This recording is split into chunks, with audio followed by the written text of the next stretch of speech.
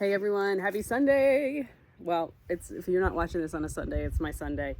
And I'm really excited to be in the gardens. I kind of feel like crap today. Don't know if it's pollen, don't know if it's cold. I think it might be a combo of the two, noting on the sore throat.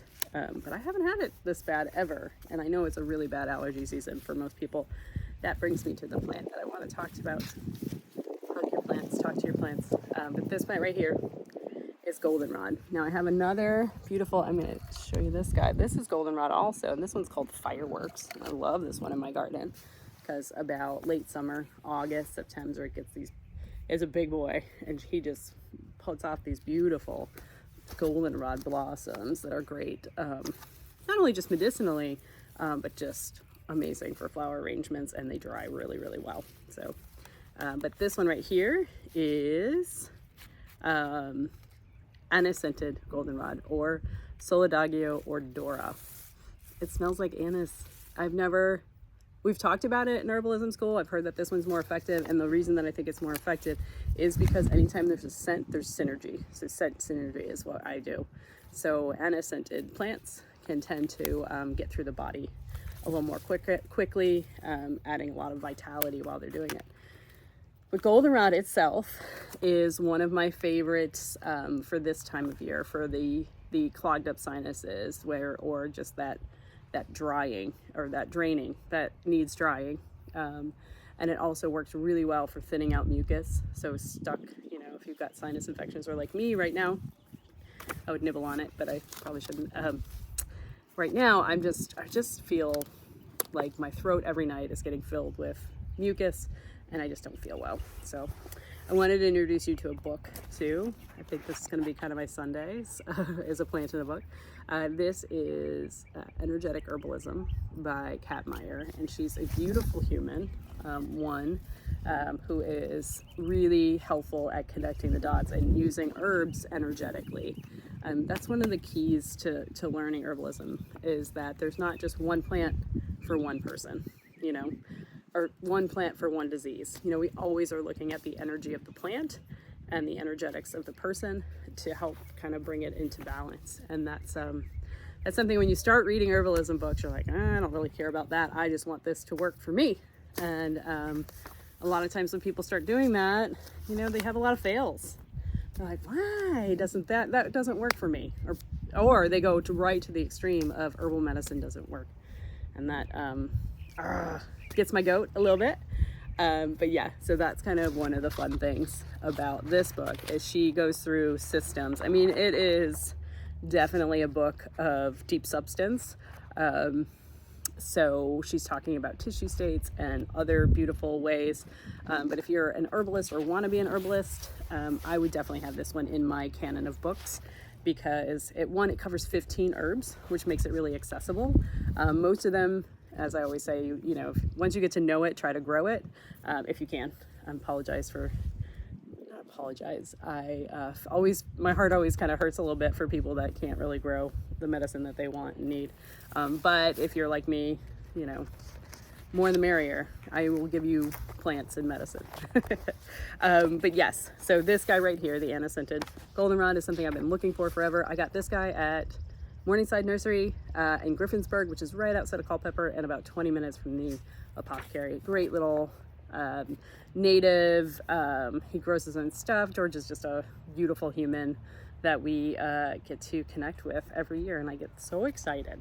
So Goldenrod, one of the things I learned in Kat's book is Solidago.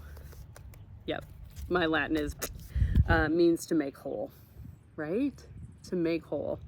And this beautiful plant has her name. It has an affinity for the mucous membranes in the body. I get excited. And also clearing inflammation. So if we think about that, congestion, sinuses, respiratory tract. So it's going to help kind of clean and clear things out.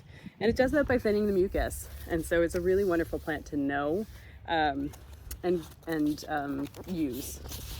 This is going to take, I don't know how to do bites on this stuff.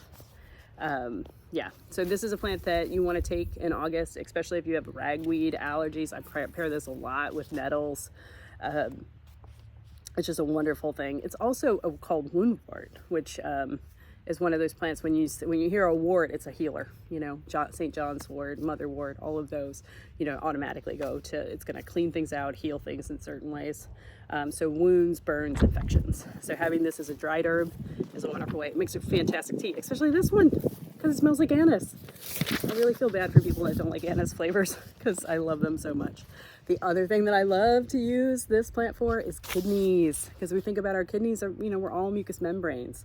So if our urinary tract tends to kind of get a little tight and dry, use this cooling remedy, soothing, cooling, you know, just drying. You know, it's going to be a beautiful way to kind of clean out some excess inflammation in the body.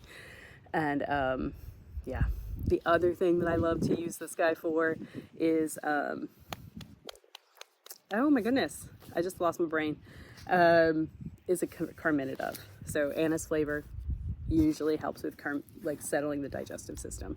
And we always joke that fennel is for farts. You know, if I'm teaching kids, if I want to get a laugh out of them, well, actually I say it pretty much any class I teach, because I am a kid at heart. And so yes, I really love this plant for a really easy digestive remedy that you can add in as a tea. A lot of times I like to pair it with other stronger flavors like anise-scented or lemon verbena, and just make a really bright and happy tea. So the other thing that I haven't used it for as much, that I really want to get into, is for using it for, I know topically that folks use goldenrod as a pain relief. I haven't tested this myself. I'm going to do it this year. I just have so many other pain relieving plants that I use that I'm like, oh, is goldenrod really? Do I, you know, but if you're looking for a beautiful plant in your garden too, now these guys do spread. This little beast, this fireworks, started as a 4-inch pot, which is a 4-inch pot, and now it is, I'm not joking, it is, I've given a lot away, because it's about 3 feet by 3 feet wide, and it gets about, what's relatively 4 foot, munchkin size. Gorgeous plant though. Happy to have it in my garden. Happy to share this medicine with you guys today. And if you do, I don't know how many he has of these, and I can guarantee that once I tell my friends and my apprentices about this, that they're going to want one too. But again, if you support your local nurseries, and this is a little bit of a rant and a rave, you support your local nurseries, what ends up happening is they're able to, in the long run, provide more of these unique plants that are medicine, because we have to seek them out. You know, they're not going to, if all they can sell is annuals, you know, that's what they have to grow. You know, if all I can sell is botanical syrups because no one wants to buy my stuff, my medicine stuff, then all I can do, you know, is try to meet the needs and the demands. And so creating demand for plants that are healing and beautiful and like that. Oh my God, it's delicious. Dang it. I love when they're good. This is one of my favorite. Oh, it almost has like a tarragon-y. Oh yeah, I'm getting a lot of tarragon. Oh, the other thing is, you know, I'm, actually you probably don't know this, but I live in one of those ways where I like to sneak things into our diet.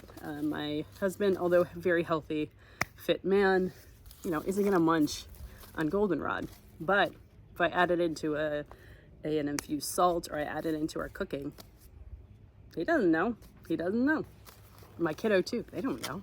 And you're getting the medicine. So a lot of times we'll add plants. The one that I usually add in there, oh, I'm just blanking on names today, that they don't know about. Oh, dandelion.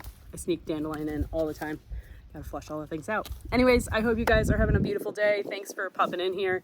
And I'm gonna do my best, because we have no internet here in rural America still. Please give me some broadband so that I can actually help more people. Green blessings from my heart to yours, from my garden to yours. Take care of yourselves, and happy planting. Oh my gosh, I'm like not Jacques Pepin, but apparently want to be. Love and magic.